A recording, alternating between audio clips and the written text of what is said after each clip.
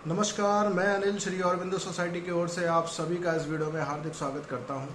हम शिक्षा में शून्यनिवेश नवाचार कार्यक्रम ZIIEI द्वारा विकसित एक शून्यनिवेश नवाचार के बारे में आपको विस्तार से बताने जा रहे हैं।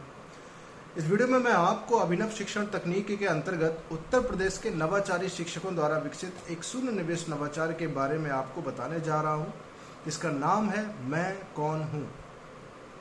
इस वीडियो में मैं आपको NCERT के कक्षा 1 के हिंदी विषय के पाठ क्रमांक 1.4 पाठ का नाम पत्ते ही पत्ते के बारे में आपको बताने जा रहा हूँ। साथ ही साथ मैं आपको यह भी बताऊंगा कि आखिर इस नवाचार को इस पाठ के साथ सम्मिलित करके हम किस प्रकार से कक्षा में क्रियान्वयन करने वाले हैं। तो इस पूरी प्रक्रिया की जो अवधि है वह 20 मिनट निर्धारित की गई है, जो कि 30 विद्यार्थी एवं एक शिक्षक के अनुपात के अनुसार निर्धारित है। यदि आपकी कक्षा में 30 से कम या ज़्यादा विद्यार्थी हैं तो आप इसको समय सीमा को कम या ज़्यादा भी कर सकते हैं। इस नवाचार की क्रियान्वयन या प्रक्रिया को जानने से पहले चलिए जान लेते हैं कि आखिर इस नवाचार की नवीनता एवं उपयोगिता क्या है। पहेलियों के माध्यम से संभावित निष्कर्ष का अनुमान लगाते हुए विद्यार्थियों में चिंतन और विश्लेषण क्षमता का विकास करते हैं, जिससे उनमें कॉन्सेप्ट को समझ विकसित करने में भी आसानी होती है एवं कॉन्सेप्ट को लंबे समय तक याद रखने में भी आसानी होती है। तो यह थी इस पाठ की नवीनता। अब हम बात करेंगे शिक्षक द्वारा किए गए पूर्व प्रबंधन की, जो कि शिक्षक को कक्षा में इस प्रक्रिया के दौरान पहले से ही करके रखनी होती है। उसकी आज हम बात करेंगे। शिक्षक को कुछ डिज़ाइनर नोट्स भी तैयार करने होते हैं इस प्रक्रिया के लिए, जो कि इसका नाम है मैं कौन हूँ, और इसका जो कॉन्सेप्ट है वह है यातायात के साधन। तो इसके लिए शिक्षक को कुछ पूर्व प्रबंधन करने की आवश्यकता होती है, जैसे कि जो यातायात के साधन हैं उनके नाम एक पर्ची पर लिखकर उनको अपने पास रख लेना होता है। यानी वह कई प्रकार के यातायात के साधन होते हैं। उन साधन में किसी भी साधन का नाम जो आसानी से विद्यार्थियों द्वारा देखे जाते हैं, उन सभी के नाम अपने पास लिखकर रख लेते हैं पर्ची में, और फिर इस प्रक्रिया की शुरुआत करते हैं, इस प्रक्रिया को क्रियान्वयन करते हैं कक्षा में।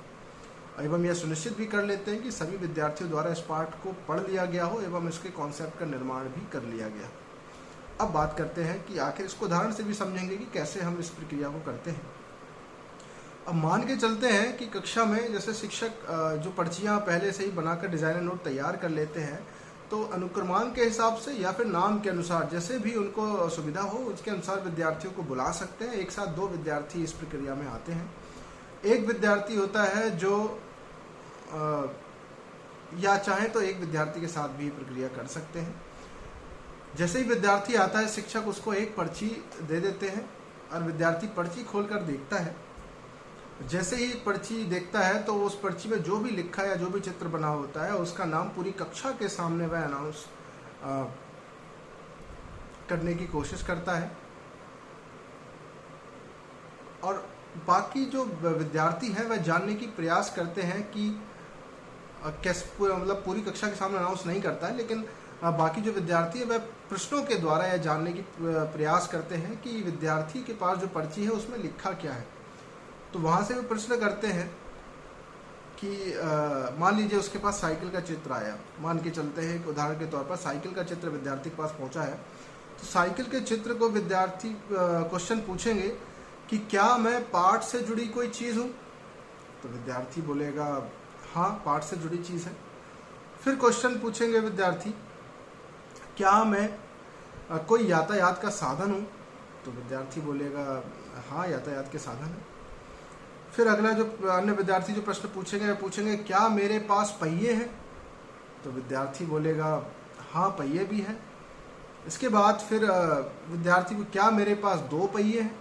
तो विद्यार्थी बोलेगा हाँ, 2 पहिए।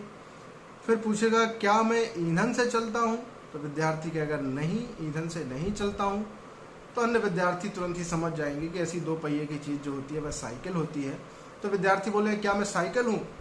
तो विद्यार्थी मुस्कुराकर उत्तर देता है कि हाँ, उत्तर सही है, वह साइकिल हूँ। तो इस प्रकार से यह प्रक्रिया पूरी होती है। अन्य विद्यार्थी जो है वह प्रश्न पूछते हैं, और एक विद्यार्थी जिसके पास पर्ची होती है वह उस शब्द को नहीं बताता है, लेकिन उनको उस शब्द तक पहुंचाता जरूर है उत्तर के द्वारा कि हाँ, सही है या फिर गलत है। तो इस प्रकार से इस प्रक्रिया को पूरा करते हैं, और एक एक करके सभी विद्यार्थी के साथ ये प्रक्रिया की जाती है।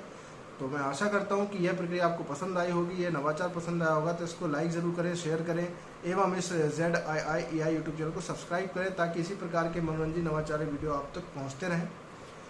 इस वीडियो को अगर फेसबुक पर देख रहे हैं तो इसको लाइक ज़रूर करें ताकि आपसे जुड़े शिक्षक साथी भी इस वीडियो को देखें, अपनी अपनी कक्षाओं में इसको क्रियान्वयन ज़रूर कर सकें। इसी के साथ मैं आप सभी को यह वीडियो देखने के लिए बहुत बहुत धन्यवाद देता हूँ।